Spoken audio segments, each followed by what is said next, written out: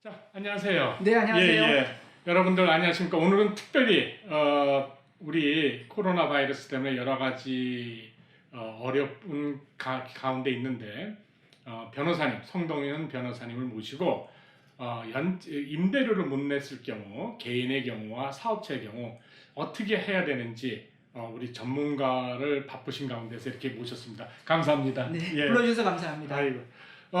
지금 이제 코로나 바이러스가 이제 이렇게 되면서 직장을 잃거나 실직을 하시거나 하시는 분들이 있어서 우선 개인적으로 네, 주택의 임대료를 못 내고 있는 경우가 있는데 네, 이분들이 지금 이제 계속 몇 달 못 내고 또 네. 앞으로도 또 못 낼 수도 있고 네, 이 어떻게 지금 현재 법적인 규정 그러니까 그 그러니까 랜드로드가 테넌트를 이제 에빅션, 그러니까 네, 내보내거나 네. 이런 소송 절차가 조금 연기가 된 걸로 알고 있는데 네. 어떻게 되는지 좀 간단히 말씀해 주세요. 네, 맞습니다. 지금 정부에서 그 명령에 따라서 12월 말까지는 지금 퇴거를 하지 못하게 돼 있습니다. 예. 따라서 지금 렌트비를 못 내시는 특히 레지덴셜 주택인 경우에는 지금 당장 쫓겨나갈 그럴 가능성은 일단은 연기가 됐으니까 네. 일단 그 부분에 대해서는 조금 안심하실 수 있습니다. 예. 그런데 그러면은 그게 이제 그러면 퇴거 명령이 이제 그 금지된 게 네. 12월 말이면 예를 네. 들어서 더 이상 연기가 안 된다. 네. 그랬을 경우에 이제 어떻게 됩니까 또?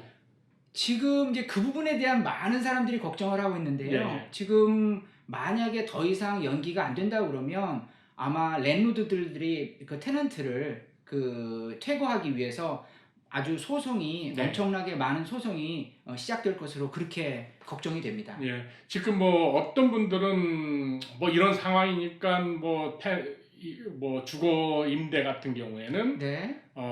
임대료를 안 내도 네. 뭐 살 수 있지 않느냐 하는 네. 경우도 있는데 네. 어떻게 생각하십니까? 네, 그거는 지금 코로나 바이러스로 많은 분들이 재정적으로 어려움을 겪고는 있지만 지금 법적으로는 레지덴셜, 특히 레지덴셜 같은 경우 뭐 커머셜도 마찬가지지만 렌트가 모두 다 면제되거나 그렇게 되는 것은 아닙니다. 네. 절대적으로 랜로드 쪽에서 네. 그거에 대해서 합의를 해주거나 아니면 재정적으로 어려움을 좀 고려해서 그거를 좀 줄여주거나 이런 방향으로 나가야지 뭐 안 내거나 뭐 나는 안 내도 된다 이렇게 되는 지금 상황은 아닙니다.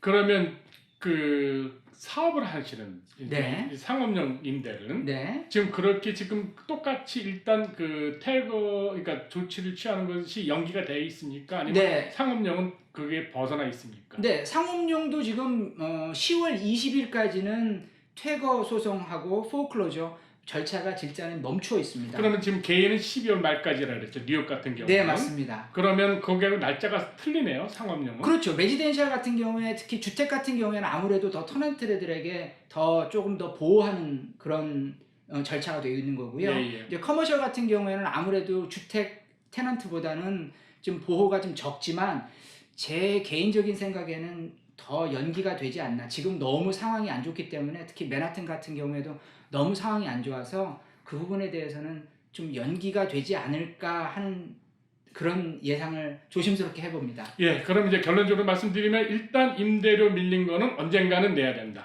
그렇습니다. 그 부분에 대해서 어떤 분들은 뭐 코로나 바이러스 때문에 나라에서 이걸 유예됐기 때문에 우리는 안 내도 된다라고 하는 그렇게 잘못 인식하시는 분들도 있습니다. 손님들 중에서는. 근데 그건 아닙니다. 절대적으로 그건 아니고요. 결국에는 내셔야 되는데 다만 많은 랜로드들이 그걸 고려해서 좀 깎아주시는 경우도 있고 또는 1센트도 깎아주지 못한다고 하는 그런 경우도 또 많습니다. 예.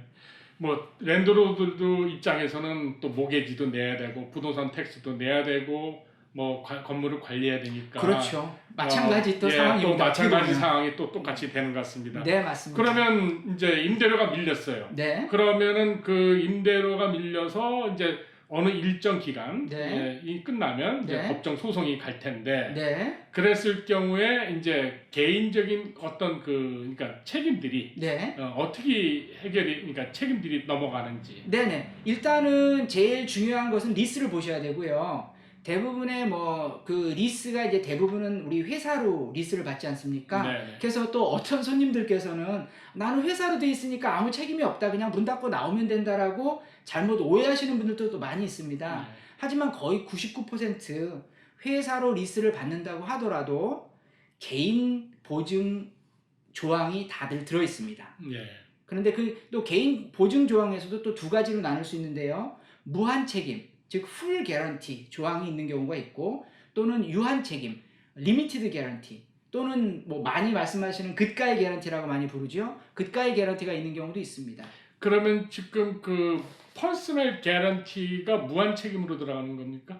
그러니까 그 부분에 대해서 네. 정확하게 말씀드리면, 회사로 리스를 받은 경우에 개인, 즉 보통은 주인이 되죠. 네. 사장이 되는데 그 사장께서 개인적으로 나는 회사와 상관없이 끝까지 책임을 지겠다라고 하는 조항을 사인하는 것이 퍼스널 개런티입니다.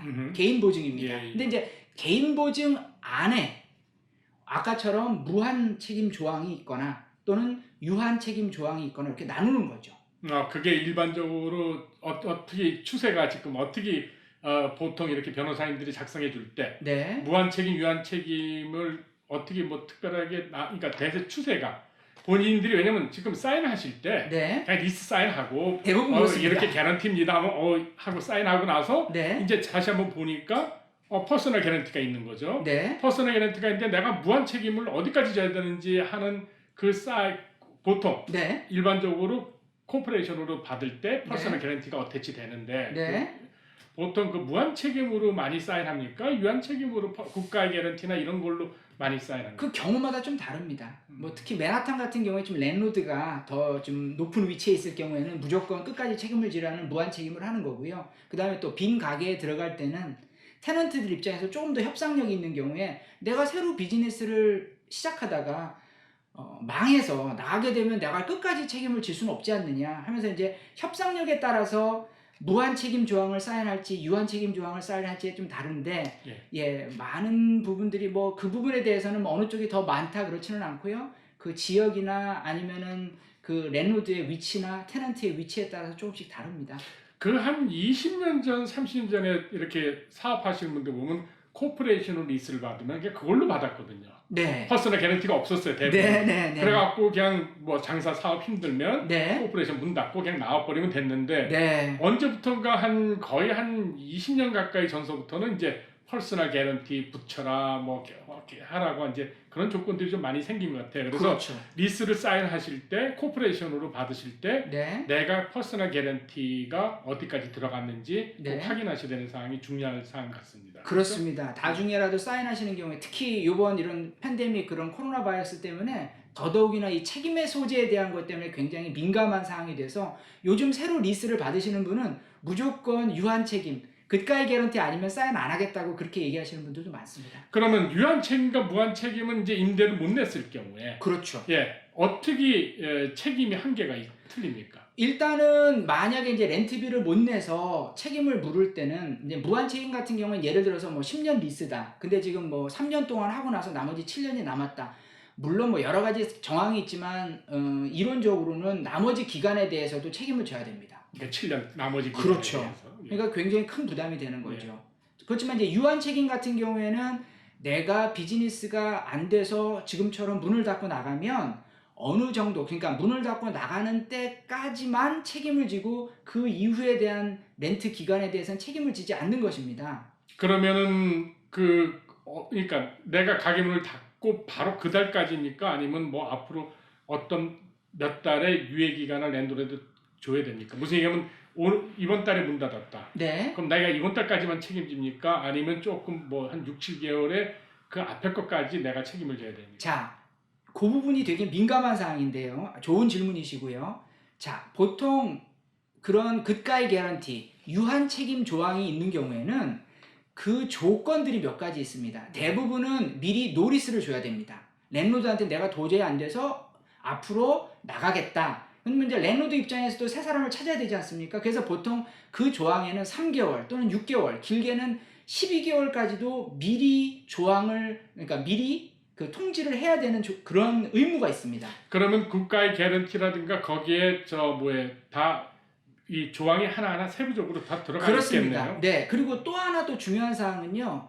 지금 팬데믹 때문에 대부분이 렌트비를 밀리시지 않았습니까? 예. 그래서 또 어떤 분들은 나는 굿가이 개런티, 유한 책임이기 때문에 나는 그냥 문 닫고 나오면 끝난다고 생각하시는 분이 있는데 아까 말씀드린 것처럼 보통 3개월 또는 5개월, 6개월 미리 통지를 해주셔야 되고 그때까지 렌트비를 잘 내셔야 되고 그 다음에 밀린 렌트비가 없어야 됩니다. 그리고 깨끗하게 안에 정리정돈 하시고 키 반납하고 나오면 그때까지만 책임을 지는 것입니다.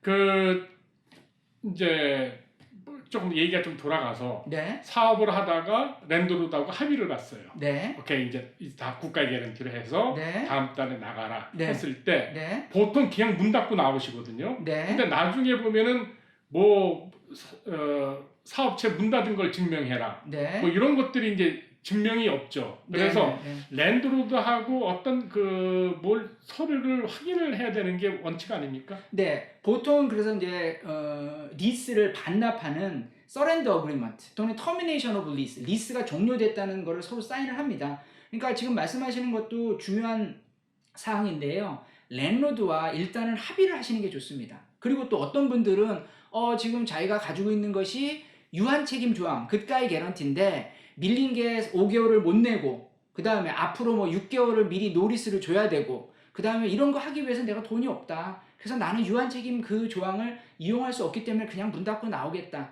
물론 그것도 하나의 방법이지만 일단은 랜로드한테 얘기해서 랜로드도 예를 들어서 뭐 6개월 노리스를 안 주더라도 뭐 그러면은 그냥 나가더라도 밀린 게 예를 들어서 얼마라고 하면 그거의 일부분을 그럼 내더라도 내가 그럼 풀어주겠다 하는 경우도 많습니다. 최근에 저희 손님 중에서는 맨하탄에서 스파를 하시는데요.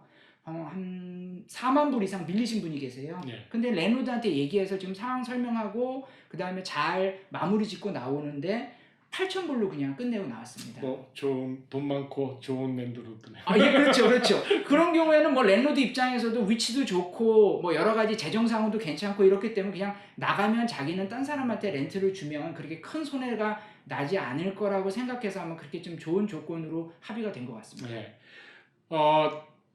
그러니까 리스 사인할 때 네. 하나하나 조심히 잘 검토하시고 사인하시고 네, 또 랜드로드하고 합의된 사항이 있으면 네, 예를 들어서 깎아주겠다. 네, 뭐 6개월 동안 렌트비를 줄여주겠다. 네. 그것도 서류로 확인해 줘야지 구두로 된 거는 나중에 또 문제가 될 수 있는 부분 아니에요. 맞습니다. 특히 그 보통 지금 이 코로나 때문에 뭐 일부 액수를 줄여주거나 이렇게 되고 있는데 그냥 줄여줬다고 그래서 또 말하기도 미안하니까 랜로드한테 사인을 안 받거나 그러지 마시고 구체적으로 사인을 받아 놓으셔야 나중에 가서 모든 리스 내용은 구두로 한 것은 그게 바뀌어지지가 않습니다. 네. 그러니까 따라서 꼭 글로써 남겨서 서류에다 남겨서 서로 간에 사인을 해 놓으시는 것이 후일을 위해서도 굉장히 안전한 일입니다.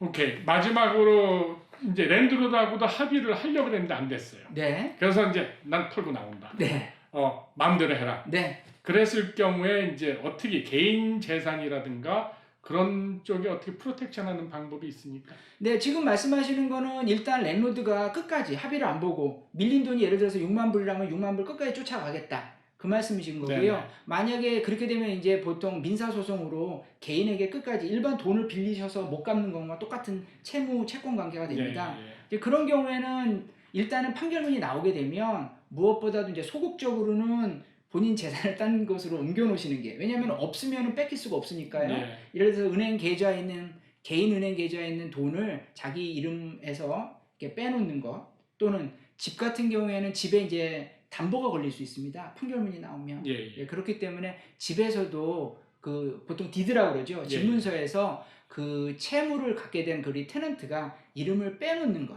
그러면은 보통 걱정하는 게 내가 소송 걸리기 전에 빼야지 소송 걸린 이후에 빼면 어떻게 됩니까?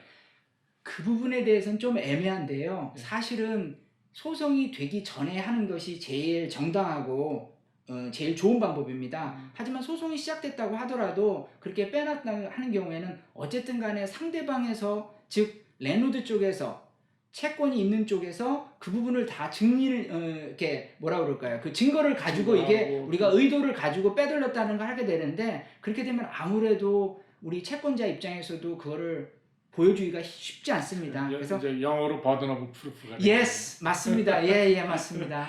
네. 예. 그래요. 여러 가지 코로나 바이러스 때문에 힘드실 겁니다. 그래도 여러분들 이제 이번을 통해서 느꼈지만은 서류 하나하나마다 꼼꼼히 잘 확인하시고 가능하시면 랜드로드도 또 우리 똑같이 어려움에 처해 있습니다. 서로 상의하셔서 네, 예, 서로 합의돼서 모든 일을 처리하는 것이 제일 우선이고 맞습니다. 예, 만일에 안 됐을 경우는 여러분들 또 법적 변호사님들과 또 상의하셔서 여러 가지 또 방법이 있을 겁니다. 그렇게 해서 여러분들 이 어려움을 극복해 나가시기 바랍니다. 바쁜 시간에 이렇게 해주셔서 감사합니다. 네, 예, 감사합니다. 고맙습니다.